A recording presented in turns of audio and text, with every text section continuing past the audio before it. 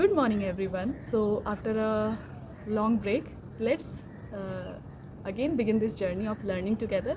And आज हम लोग सीखेंगे एक एक्रोनिम के बारे में जो कि टीचिंग एप्टीट्यूड से रिलेटेड है और ये हमें एक फ्रेमवर्क देता है to achieve effective teaching objective. Okay, so आज का हमारा जो एक्रोनिम है वो है स्मार्ट. ओके, सो स्मार्ट जो वर्ड है उसका एक्रोनिम का पर्टिकुलर मीनिंग है जो कि हम टीचिंग ऑब्जेक्टिव से रिलेटेड है. तो पहला जो हमारा जो शब्द है वो है S.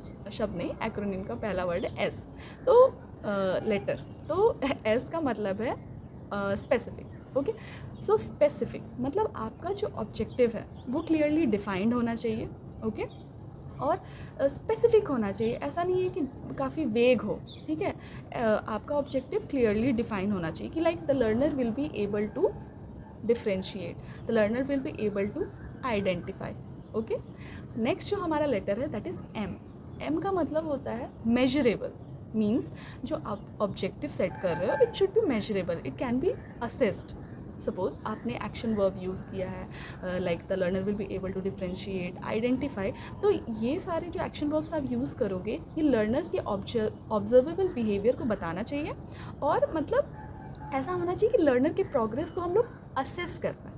Okay, so that is measurable. Now letter A का मतलब होता है अटेनेबल. मीन्स आप जो ऑब्जेक्टिव सेट कर रहे हो वो रियलिस्टिक होना चाहिए. ऐसा होना चाहिए कि लर्नर्स उसे अचीव कर पाएँ.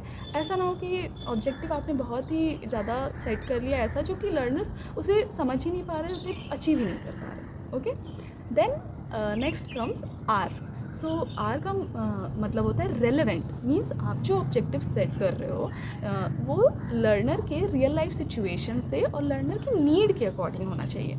कि वो आप सपोज़ आप पढ़ाने चाह रहे हो और आपका ऑब्जेक्टिव है learner will be able to differentiate between herbivores animal, carnivorous animal. तो आपका ऑब्जेक्टिव, आप जो पढ़ाने वाले टॉपिक ऐसा सेट करो कि वो लर्नर के जीवन की दिनचर्या, उसके लाइफ स्टाइल से, उसके लाइफ एक्सपीरियंसेस से रिलेटेड हो. ओके, और उसकी नीड के अकॉर्डिंग हो. Okay, next is T. T is most important, time bound. Okay, मतलब आपका जो ऑब्जेक्टिव हो ऐसा हो कि वो एक समय सीमा के अंदर अचीव आप कर पाए. ओके, और ये मोस्ट इम्पॉर्टेंट है. ओके, तो आज हमने सीखा कि स्मार्ट एक्रोनिम का मतलब क्या होता है. आगे हम और भी नई चीज़ें सीखेंगे. So happy learning and let's learn together. Thanks for watching.